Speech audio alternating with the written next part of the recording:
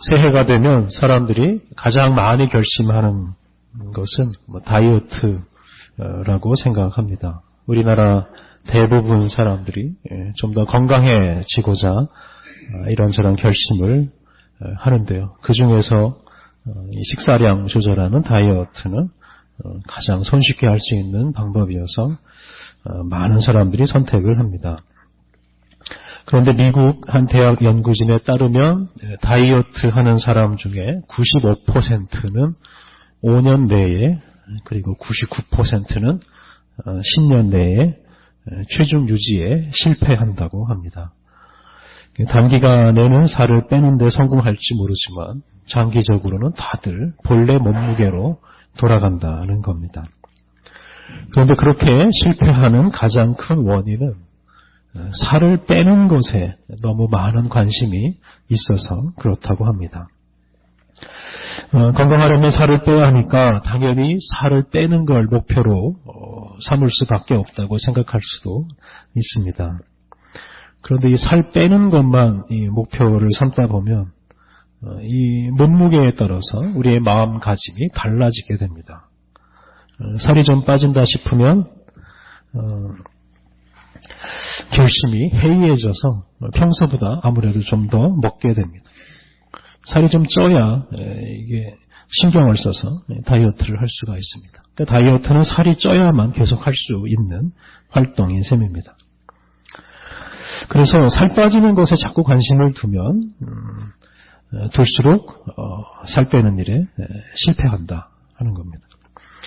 우리가 먹는 음식은 기본적으로 우리 건강을 위해서 먹는 것입니다. 그러니까 기본적으로 음식을 잘 먹어야 건강해집니다. 음식을 안 먹고 건강해질 수 있는 사람은 없습니다. 그렇다고 많이 먹으라는 뜻은 아닙니다. 우리가 음식을 먹을 때마다 그 음식이 우리의 건강을 위해서 좋은 것인지 잘 살펴야 합니다. 살이 빠지는 것은 부차적인 것이고, 음식을 먹을 때마다 그 음식을 잘 살피고 깊이 생각하고 먹는 것이 중요합니다. 그러니까 나중에 살이 빠지느냐 빠지지 않느냐 이런 것은 신경 쓰지 말고 음식을 먹을 때마다 그 음식을 먹음으로 혹시나 이게 나 자신에게 죄를 짓는 건 아닌지 마음을 살펴봐야 합니다. 저녁 늦은 시간에 음식을 먹으려고 하면 아무래도 마음에 좀 부담이 생기지 않겠습니까? 음식을 너무 많이 먹으려고 하면 마음 한편에 죄책감이 들 수도 있습니다. 그렇게 마음이 기쁘지 않거나 마음에 죄책감이 들면 음식을 먹지 않으면 됩니다. 그리고 기쁘고 감사한 마음으로 음식을 먹으면 그것이 우리의 몸을 살리게 될 것입니다. 그런 의미에서 우리가 음식을 먹는 그 순간에 우리의 건강이 결정된다고 생각하는 것이 좋습니다. 예배 후에 우리가 먹는 점심 식사가 우리의 건강을 결정합니다. 지금 우리가 잘 먹으면 우리의 미래를 걱정할 필요가 없는 것입니다. 그러니까 미래에 살찌거나 건강을 잃는 것을 두려워해서 현재를 아주 불안하게 먹고 사는 것은 어리석은 일입니다. 그러니까 늘 우리가 기쁘고 감사하게 즐겁게 먹는 것이 중요합니다. 나중에 보자는 사람 하나도 안 무섭다 이런 말이 있습니다. 지금 당장 할 일은 하지 않고 나중에 일어날 일에 기대를 걸거나 나중에 일을 불안하게 여기면서 사는 사람은 다른 사람에게 우스운 사람이 될 수 있습니다. 그 미래에 대한 두려움이나 걱정 없이 그냥 지금 할 일을 하는 것이 최선입니다. 요즘 우리나라가 정치적으로 격변을 겪고 있습니다. 당장 이번 주에 또 다음 달에 무슨 일이 일어날지 모릅니다. 그런데 좋은 나라는 그냥 시간이 흐른다고 해서 만들어지지는 않습니다. 이 다음에 무슨 일이 일어날지 예측하는 것으로 우리나라가 좋은 나라가 되지는 않습니다. 지금 이곳에서 우리 삶의 현장에서 정의롭게 살고 또 사랑하면서 살아갈 때 우리 사는 이 세상은 더 좋은 나라가 될 것입니다. 불의의 눈을 감고 증오에 사로잡혀 살면 우리나라는 더 추한 나라가 될 것입니다. 탄핵이나 대통령 선거나 관계없이 지금 우리가 우리의 삶의 현장에서 어떻게 사느냐, 이것이 곧 우리의 미래를 결정합니다. 오늘 읽은 구약의 말씀 신명기에는 오늘이란 단어가 4번 등장합니다. 이렇게 짧은 구절에 4번이나 등장하는 것은 특별한 것입니다. 이 오늘이라는 단어가 이 신명기를 이해하는데 꼭 필요한 단어입니다. 이 오늘이란 단어가 신명기 전체에 70번 정도가 나옵니다. 신명기는 이스라엘 민족이 가나안 땅에 들어가기 직전에 받은 율법입니다. 이 신명기 율법을 받을 당시에 이스라엘 민족은 애굽에서 나온 지 40년이 되었습니다. 그동안 애굽에서 나온 사람들은 대부분 세상을 떠났습니다. 그 대신에 광야에서 태어나서 성장한 사람들이 이 민족의 주요 구성원이 되었습니다. 그래서 광야에서 태어나고 성장한 사람들 중에는 애굽에서 나온 이 사실도 모르고 시내산에서 받은 율법도 모르고 광야 생활에 대한 기억도 별로 없는 사람들이 있었습니다. 그래서 그런 사람들을 깨우치시기 위해서 하나님께서 이 신명기 율법을 주셨습니다. 그런데 하나님께서 이 율법을 주시면서 오늘을 강조하십니다. 과거 애굽에서 일어난 10가지 재앙, 또 기적적으로 홍해를 건넌 일, 시내산에서 율법을 받은 일, 광야에서 기적적으로 살아남은 일, 이런 과거의 여러 가지 일들이 참 다 중요하지만 하나님께서는 그보다는 오늘을 강조하십니다. 과거의 여러 가지 기적들보다 오늘 하나님 말씀을 따라 사는 것이 더 중요하다고 말씀하십니다. 하나님께서 일으키신 기적으로 애굽을 낳은 그 사건보다 지금 여기서 하나님 말씀을 따라 사는 것이 더 중요하다는 뜻입니다. 오늘 본문도 그것을 강조합니다. 15절, 보라 내가 오늘 생명과 복과 사망과 화를 내 앞에 두었나니. 하나님께서 오늘 생명과 복 그리고 사망과 화를 너희 앞에, 이스라엘 민족 앞에 두었다라고 말씀하십니다. 그러니까 이스라엘 민족 앞에 지금 생명과 복 그리고 사망과 화가 놓여 있습니다. 이스라엘 민족은 생명과 복 그리고 사망과 화 중에서 하나를 지금 선택할 수가 있습니다. 생명과 복, 사망과 화를 나중에 받는 것이 아니라 지금 선택해서 내 것으로 삼을 수 있다는 말씀입니다. 지금 잘하면 나중에 복을 받고 아니면 잘못해서 나중에 화를 당하는 게 아니라 지금 당장 복을 내 것으로 삼을 수도 있고 화를 당할 수도 있다는 말씀입니다. 오늘 여기서 하나님을 선택하고 하나님의 말씀을 따르면 오늘 여기서 생명과 복을 얻어 살아갈 수 있습니다. 반대로 하나님을 버리고 이방신과 타락한 세상의 질서를 따라 살면 오늘 여기서 사망과 화를 당하게 됩니다. 그렇기 때문에 19절에서 하나님은 너와 내 자손이 살기 위해서 생명을 선택하라 라고 말씀하셨습니다. 그리고 이어지는 말씀을 보면 하나님은 당신이 곧 생명이다 라고 말씀하셨습니다. 그러니까 생명을 선택하라 하는 말씀은 곧 하나님을 선택하라 하는 말씀입니다. 그리고 이것이 생명과 복을 누리는 길입니다. 옛적의 조상들에게 나타나신 하나님, 옛적의 기적을 일으키신 하나님이 아니라 지금 여기서 이스라엘 민족과 함께 하시는 그 하나님을 선택하고 하나님의 말씀을 따라 살라 하는 것이 신명기의 주제이고 그렇게 살면 지금 여기서 복과 생명을 누리며 산다는 뜻입니다. 요즘 상영하고 있는 더 킹이라는 그 영화의 주인공은 검사입니다. 한 번은 그 검사가 학생을 성추행하고 폭행한 체육교사 사건을 맡습니다.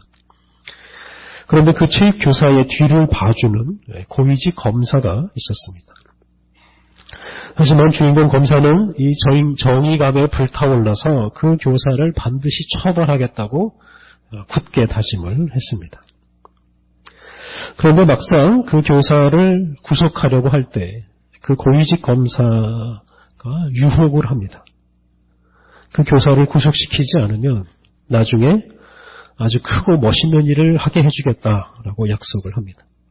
그 서민들 사이에서 일어나는 소소한 범죄가 아니라 이 거물급 정치인들이 저지르는 큰 사건을 담당하는 아주 크고 화려한 검사가 되게 해주겠다라고 유혹을 했습니다. 주인공 검사가 그것 때문에 아주 분노합니다. 그런데 또 한편으로 고민을 합니다. 그러다 결국 그 유혹을 뿌리치지 못하고 사건을 무마하고 맙니다. 그리고 그 순간부터 그 주인공은 소위 정치 검찰의 길을 걷습니다. 한동안 화려하게 살지만 결국 정치적인 문제로 몰락하고 검사 옷도 벗고 맙니다. 그가 그렇게 몰락한 후에 자신의 인생을 돌아보면서 후회합니다. 특히 그 체육교사 사건을 제대로 수사해서 처벌했더라면 자신의 인생이 달라졌을 것이다 라고 후회했습니다. 그가 나중에 일어날 일을 기대하면서 나중에 일어날 일에 얽매여서 당장 자신에게 주어진 사건에 최선을 다하지 못했기 때문에 그 검사는 자신의 인생을 결국 후회하게 되었습니다. 이것저것 따지지 않고 장래일을 걱정하지 않고 지금 자신에게 주어진 일에 최선을 다할 때 우리는 후회 없는 인생을 살아갈 수 있습니다. 지금 여기서 하나님을 선택하고 지금 여기서 하나님 말씀 따라 살아갈 때 그 사람이 정말로 살아있는 사람이고 그 사람이 정말로 복을 받은 사람입니다. 오늘 읽은 신약의 말씀도 그런 관점에서 이해해 보았습니다. 예수님께서 이것저것 따지지 말고 아주 단순하게 말씀에 순종할 수 있는 길을 우리에게 가르쳐 주십니다. 지난 시간에 말씀드린 대로 오늘 본문은 그리스도인이 세상의 소금과 세상의 빛으로 살아갈 수 있는 그런 길을 제시합니다. 오늘 읽은 21절부터 48절까지 6가지 예를 들면서 아주 철저하게 율법을 지켜야 된다라는 말씀을 주십니다. 특히 예수님께서는 그 기존 율법을 뛰어넘는 새로운 방식으로 율법을 지켜야 된다라고 말씀하십니다. 오늘 본문의 단락마다 뭐뭐라고 하는 것을 너희가 들었으나 나는 너희에게 이르노니 이런 구절이 반복해서 나옵니다. 예수님은 사람들이 그동안 들어온 것과는 다른 새로운 율법을 사람들에게 가르쳐 주십니다. 모세를 통해 들은 율법보다 더 철저한 말씀을 가르치십니다. 특히 예수님은 행위로 짓는 죄나 마음으로 짓는 죄나 다 같다고 말씀하십니다. 그렇기 때문에 마음으로 죄를 지어서는 안 된다라고 말씀하십니다. 마음으로 사람을 미워하고 마음으로 사람을 욕하는 것은 살인이 되고 정욕을 품고 사람을 바라보는 것은 간음이 된다고 하셨습니다. 어떤 구체적인 행동을 하지 않더라도 마음에 더러운 마음을 품으면 그게 곧 죄가 됩니다. 예수님 말씀을 지키는 것이 참 어렵습니다. 하지만 지난주에 말씀드린 대로 이게 어렵다고 해서 그냥 포기해버리면 그것은 우리가 그리스도인이기를 포기하는 것이나 마찬가지입니다. 이 말씀 따라 살기로 굳게 다짐하는 것이 우리 그리스도인답고 또 구약의 말씀처럼 이 생명과 복을 선택하는 길입니다. 우리가 마음으로 죄를 짓지 않기 위해서 어떻게 해야 하겠습니까? 무엇보다 우리의 마음이 단순해야 합니다. 우리의 마음에 여러 가지 생각이 있으면 안 됩니다. 오늘 신약의 본문 23절, 24절에 이런 말씀이 있습니다. 그러므로 예물을 제단에 드리려다가 거기서 내 형제에게 원망 들을 만한 일이 있는 것이 생각나거든 예물을 제단 앞에 두고 먼저 가서 형제와 화목하고 그 후에 와서 예물을 드리라. 예물을 제단에 드리려다가 어떤 사람에게 원망 들을 만한 일이 생각나면 그 생각나는 그 순간에 예물 드리는 일을 중단하고 먼저 그 사람에게 가서 그 사람과 화해하라고 말씀하십니다. 어떤 사람이 나를 원망하고 원한을 품고 있기 때문에 내 마음이 불편해지면 그 불편한 마음을 그냥 그대로 두지 말고 그 불편한 마음을 먼저 해결하라고 말씀하십니다. 당장 화해하고 그렇게 마음을 정결하게 한 다음에 마음을 단순하게 한 다음에 하나님께 예배드리라고 말씀하십니다. 그렇게 마음을 정결하게 하는 일이 마음을 단순하게 하는 일이 하나님께 예배하는 일보다 더 중요하다라고 예수님께서 지금 말씀하시고 있습니다. 마음이 단순하지 않고 원한과 분노로 가득하면 온전한 예배를 드릴 수가 없습니다. 예수님은 그 마음을 먼저 해결하라고 말씀하십니다. 우리의 마음이 복잡하면 하나님께 온전한 예배를 드릴 수도 없고 하나님 말씀대로 살아가기도 어렵습니다. 우리의 마음의 생각이 너무 많으면 하나님 말씀에 즉각 순종하기도 어렵습니다. 그런데 우리의 마음을 복잡하게 만드는 가장 큰 요소가 뭐냐면 그건 바로 욕심이라는 것입니다. 예수님은 간음하지 말라라는 말씀을 주시면서 음욕을 품고 사람을 쳐다보는 것을 경계하셨습니다. 사람을 사랑하지 않고 그 사람을 내 욕심을 채워주는 사람으로 생각하는 것이 곧 죄입니다. 우리의 마음이 욕심이 가득하면 어떤 사람을 만날 때 그 사람이 내게 이익이 되는지 손해가 되는지를 먼저 따지게 됩니다. 그러면 그게 곧 죄가 되는 것입니다. 이렇게 사랑하는 마음 대신에 욕심이라는 게 우리 안에 있으면 그것 때문에 우리의 마음이 더러워지고 그것 때문에 우리는 죄를 짓고 그래서 하나님 앞에 예배도 드릴 수 없는 하나님의 말씀을 지킬 수도 없는 사람이 되고 맙니다. 그래서 우리의 마음에서 이 욕심이라는 걸 없애야 합니다. 29절을 보면 예수님께서 이렇게 말씀하십니다. 만일 내 오른 눈이 너를 실족하게 하거든 빼어내버리라. 오른 눈을 언급한 것은 이 눈이 욕심을 품게 할 수 있기 때문에 그렇습니다. 이 사람의 눈이라는 게 욕심을 일으키는 주범이 될 때가 많습니다. 예수님께서는 그 눈 때문에 음욕을 품게 된다면 차라리 그 눈을 빼어내버리라고 말씀하십니다. 욕심을 품게 만드는 눈은 차라리 없는 게 낫다고 예수님께서 말씀하십니다. 눈 때문에 욕심을 품고 그것으로 인해서 마음이 복잡해지고 더러워지는 것을 막기 위해서 차라리 눈을 빼어내버리라고 말씀하십니다. 여러분, 이 말씀이 우리의 마음을 욕심으로부터 자유롭게 하는 일이 얼마나 중요한지를 우리에게 말해줍니다. 눈보다 더 중요한 것은 우리의 마음입니다. 우리의 마음을 단순하고 깨끗하게 보존하기 위해서 우리가 우리의 눈까지도 빼어내 버릴 각오까지 하라고 예수님께서 말씀하십니다. 33절 이하에서는 예수님께서 맹세하지 말라는 말씀을 하십니다. 여기서도 예수님은 아주 단순한 마음을 강조하십니다.